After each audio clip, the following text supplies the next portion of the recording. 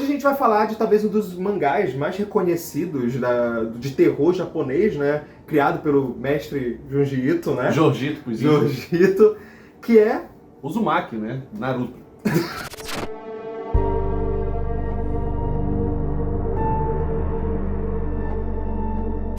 Oi, gente, eu sou o Henri, cineasta publicitário, e editar esses vídeos é uma espiral de loucura, porque se tem 10 minutos aí, tem 40 minutos aqui que a gente não para de falar. Olá, gente, eu sou o Thiago Costa, sou livreiro, professor, editor e dançar espiral é maneiro. A gente já fez um vídeo sobre terror cósmico, já confiram aqui no card. E hoje a gente vai falar de um dos quadrinhos que a gente citou naquele vídeo, que é uma obra que é uma das mais famosas do Junji Ito e que ela já teve 2 vezes uma adaptação. E a gente vai comentar um pouco, né, de qual é a história desse quadrinho e como foi feita essas adaptações. Bom, o que é o Uzumaki? Uzumaki é um mangá escrito pelo que nós falamos, Junji Ito, foi publicado lá entre 98 e 99, serializado em uma revista, e é um mangá de terror, né? O Junji Ito, ele é conhecido por as suas adaptações, pelas suas histórias, que envolvem loucuras, insanidades e muito body horror. E o Uzumaki conta a história de uma cidade que ela está amaldiçoada pela espiral. É uma coisa meio abstrata no início, mas que no final se torna muito explícito o que é a espiral, apesar de ter alguns questionamentos sobre a natureza dela.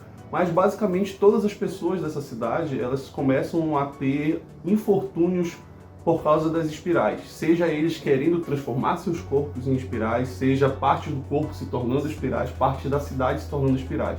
Então basicamente a gente vai acompanhar através de vários capítulos, como se fossem episódios da semana, dois personagens, que é a Kiri e o Suishi. O Suishi, ele detesta a cidade, ele quer sair de lá. A Kiri é a narradora da história, por sinal, ela vai mostrar pra gente como foi que se aplacou, né? Como foi que essa espiral tomou conta da cidade. Né? E uma coisa que eu acho muito legal, já começando aqui a falar do quadrinho em si, é como o Junji Ito brinca com a questão da paranoia de vários pontos de vista, principalmente no início da obra. Sim. Eu acho, por exemplo, o primeiro capítulo logo mostra o pai do Suishi enlouquecendo, adorando espirais. Sim. Então, tipo, ele começa numa coisa que coleciona objetos espiralais e ele começa, tipo, a querer se tornar uma espiral. Desde a hora que ele vê o pai da Kiri fazendo uma obra de barro, né, tipo, fazendo aquele movimento, até o momento que ele começa a mexer os próprios olhos ou até mesmo numa sopa tentar girar, né, pra tomar ela. Então, tipo, só que ao mesmo tempo, no segundo volume, a gente já vê o completo oposto. O Junji Ito brinca com a repulsa às espirais. Sim. Porque depois da morte dele, no final do primeiro... vai ter spoiler. Com certeza.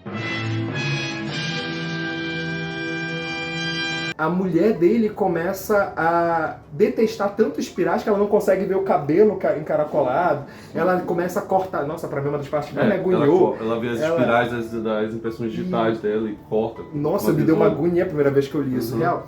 E aí vai ficando... Esse início, ainda dá pra dizer que ele é o mais pé no chão. Sim. Porque depois... Tipo, é gente se transformando em caracol, é briga de cabelo, sabe? Sim. Ele realmente eleva a loucura e a obsessão pela espiral de uma forma muito interessante. Não tem como não dizer que existem muitas influências do horror cósmico na obra do Uzumaki, né?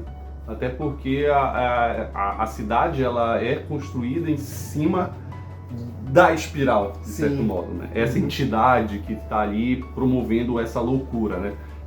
Eles até falam no quadrinho que a pessoa, quando ela é acometida pela espiral, ela quer se tornar o centro. Porque a espiral, ela gira para o centro. E a pessoa quer ser o ponto de interesse das outras ao redor. E isso acaba fazendo com que aconteça um desastre, uma catástrofe com a vida dessas pessoas, né? O pai do Switch, acontece isso, né? A mulher joga fora os objetos dele e ele fala, não preciso mais desses objetos, eu descobri agora que eu posso fazer espirais com o meu corpo. E a cena que eles abrem a caixa lá, né, que aparece ele todo enrolado lá com os ossos quebrados, é graficamente louco. É muito macabro. E isso, aonde o Junji Ito às vezes economiza no traço em algumas partes, ele deixa muito detalhado nas partes que são da própria, quando vem o boom. Como se fosse ver um susto na gente. A imagem está muito bem detalhada, muito bem desenhada. A gente tem a dinâmica das duas coisas, do terror e do horror, né? O terror é você ter a sensação do medo. E o horror é você olhar, de certo modo, se deparar com o que está te causando medo. Então a gente tem esse personagem com o olho arregalado em um quadro, e a gente vê ele aterrorizado com isso. E quando a gente muda de página, a gente se horroriza junto com ele, com a cena que é mostrada. Por exemplo, tem o quadro clássico, até do que tu falou, que a pessoa quer se tornar o centro, que é o da garota, que ela começa com uma cicatriz que vai se tornando uma espiral e digerindo ela mesma, e tem a clássica cena do olho, né, que eu acho incrível. É um pouco resultado disso, e a forma como ele desenha esses quadros é muito forte, é muito gráfico, e eu acho isso muito legal também. Agora eu vou começar a crítica. Eu tenho um certo problema, que eu acho que o Uzumaki é uma obra que ela se estende um pouco mais do que deveria em alguns momentos. Porque eu acho a parte dos caras que voam gritando, não dá. Não dá. Tipo assim, vira um Power Ranger, pô. Não fala mal de Power Ranger. Os caras, eles ficam num tornado voando pra lá e pra cá, pô. É impossível tu olhar isso e falar, que porra é essa, velho? Não, eu acho que a partir do momento que a cidade ela é completamente destruída e as pessoas começam a viver meio que na miséria ali, e tendo que andar devagar por causa que qualquer movimento delas causa um tornado, e se elas andarem devagar elas se tornam um caracol, então elas ficam num limite muito tenso. Eu acho que as coisas meio que, não sei se desandam, mas elas se tornam desinteressantes. Aquela sensação de perigo, quem estava perseguindo eles por um momento. Então tu lia os capítulos para imaginar, pô, o que vai acontecer agora? Qual é a história de qual pessoa a gente vai ver agora que vai ser amaldiçoada pela espiral? Então tu vai vendo isso, então eu acho que em um determinado ponto, eu acho que extrapola demais. Entendi, e concordo. Entendi e concordo. Mas uma coisa que eu sempre falei de Uzumaki é que eu acho que podia ser uma obra mais paralela. E aí vem um elogio. Antes de falar do anime, eu vou defender aqui o filme de 2000 de Uzumaki. Foi a primeira tentativa de uma adaptação de Uzumaki, veio logo um ano depois que o quadrinho terminou. Inclusive, eu acho que a produção deve ter começado antes, porque para lançar logo um ano depois eles já estavam analisando isso. E ela só pega os primeiros volumes, realmente. Não tem essa parte dos homens tornado. Mas tem a parte dos cabelos brigando. Aí eu já... Peraí, e aquele efeito especial não dá. Como é que é? Uma briga de robô gigante, né? De monstro gigante, só que de cabelo. A briga da mecha, não do mecha. Mas ao mesmo tempo eu gosto porque no filme meio que as coisas vão correndo paralelas. O pai do garoto vai ficando louco, e aí ao mesmo tempo a gente enxerga o garoto lesma chegando na escola, a gente vê o cabelo da outra menina que vai ganhar vida crescendo. Então quando acontece realmente a grande loucura, ele deixa tudo pro terceiro ato. Então realmente ele é um filme que às vezes eu acho que ele demora um pouquinho pra engatar, mas quando acontece, tu vê o corpo do cara em espiral, ao mesmo tempo que tu vê a mulher cortando os dedos. Ele deixa a revelação todo o desastre como se fosse um evento único. Isso. Então, e no final ele termina com uma matéria de jornal, com a repórter falando que a cidade sucumbiu à loucura. Então já aparece no final o corpo das pessoas. Tudo que ele só tinha dito aparece de uma vez no final. Para não dizer que não tem elemento gráfico, a obra começa com, ao invés da história do pai, ele começa com um aluno da escola que se mata, e justamente numa escada espiralar. Então já é outro gatilho para a história, mas eu acho que funciona. Não é um filme perfeito, tá longe disso. Os efeitos, infelizmente, estragam muito a sensação. Eu acho um absurdo quando o Japão tenta fazer muito efeito digital, quando eles são a terra dos efeitos práticos. Eles vestem um cara de robô toda semana, e você quer vir me convencer que não dá pra fazer isso. Mas eu gosto do filme. A gente já assistiu, mas a gente ainda não falou disso, que a gente deixou pra câmera, então eu vou perguntar ao vivaço. Thiago, o que é que tu achou do anime? Cara, abriram o PowerPoint e fizeram o anime. Sim. Tá fácil fazer animação, não desmerecendo o trabalho dos animadores, claro, mas eu acho que tem um estranhamento muito grande porque é muito parecido com o mangá, sabe, em questão de estética, eu vou dizer. Estética, quando eu falo é sensação. Preferindo utilizar o preto e branco, que eu acho uma escolha interessante até. Sim. A animação é meio truncada, ela é meio parada, o cenário é quase como se tu recortasse um pedaço do personagem assim, colocasse um plano chapado e dissesse, vamos andar, tudo mais, sabe? Eu tive essa sensação. Sabe, é como se fosse assim. Acho que pode funcionar para algumas pessoas, eu acho que pode causar essa coisa, mas pra mim isso se assemelha muito ao mangá.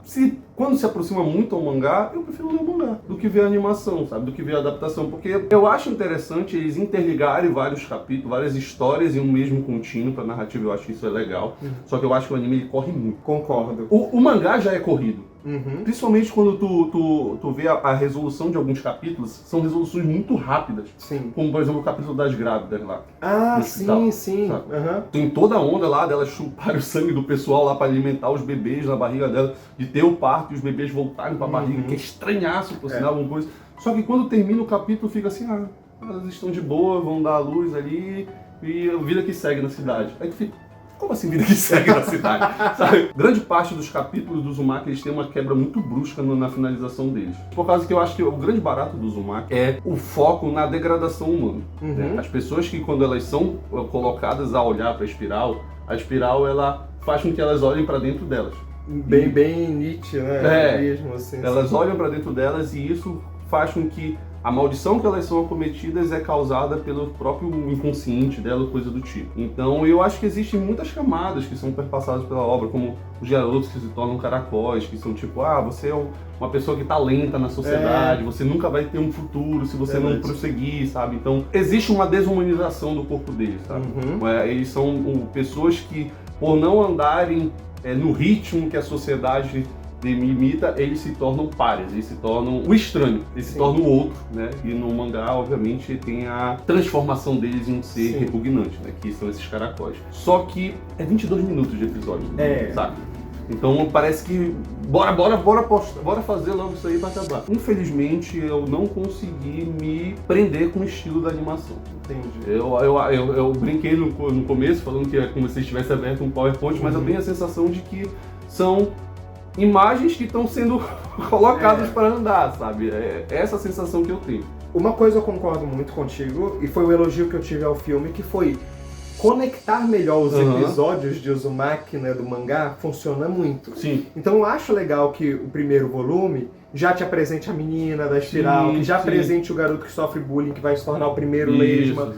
Porém, eu também concordo que é muito rápido, principalmente para um primeiro episódio. Eu não sinto a loucura aparecendo. Parece que quer ser uma obra muito mais que, tá aqui os desenhos do Jiu-Jitsu, olha como ele é bom de desenho, como tu falou, é o PowerPoint dele. É muito difícil de adaptar o traço do Jiu-Jitsu. E o Uzumaki sempre foi aquela obra intocável, né? Tipo, sempre não, é impossível de tu levar. Aí eles foram pro caminho que, já que é tão difícil, leva igualzinho, faz o PowerPoint.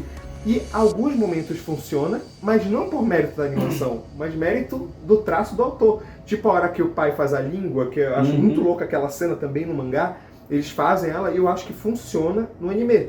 Mas é uma cena. Tem uma hora que os bonecos estão correndo, que a praia não se move, e a câmera quer se mover e a praia tá estática. Falei, gente! Sabe o que eu lembrei? Eu lembrei muito daquela animação do Senhor dos Anéis antiga. Sim! Nossa! Não, mas eu tenho um elogio, sim, pra adaptação. Eu gostei muito do trabalho sonoro. Sim, tipo, verdade. O elenco de voz original foi ótimo. E não só isso, mas o trabalho sonoro, principalmente nas partes de deformação, tudo, eles fazem o som bem nojento de uma forma bem legal, né? Tipo... Da menina, quando tem tá com a espiral na testa, e aquele barulho, parece uma turbina, ficou bem interessante mesmo. E a parte própria que eu falei da língua, do cara se deformando, ele faz... O trabalho de voz do cara que vai se tornando a lesma, e ele fala mais devagar e tudo. Cara, eu achei isso é um elogio que eu realmente tenho que fazer. Então, assim, lê o quadrinho ao som do anime. Sabe? Tem coisas que funcionam. Eu acho que é uma boa obra, talvez, pra porta de entrada, pra quem não conhece. Eu também gostei do preto e branco, eu falei no início zoando, mas eu acho que funciona. Porque o traço do Jiu-Jitsu é muito bem feito no preto e branco, porque ele usa muita rasura, ele usa muita coisa pesada. Só que no anime, fico muito triste porque eles demoraram anos pra fazer isso. Ele foi anunciado quando? Foi 2020 ou 2021? Acho que foi 2020, cara. Pois é, que ele foi anunciado e pra fazer 4 episódios de... Gente, aquele PowerPoint tinha que fazer toda semana pra faculdade. Eu acho que... Não sei, eu acho que eu acho que fica com muito medo de mexer na estética, na obra, na arte do Jiu-Jitsu, na adaptação, que eu acho que eles acabam se atropelando.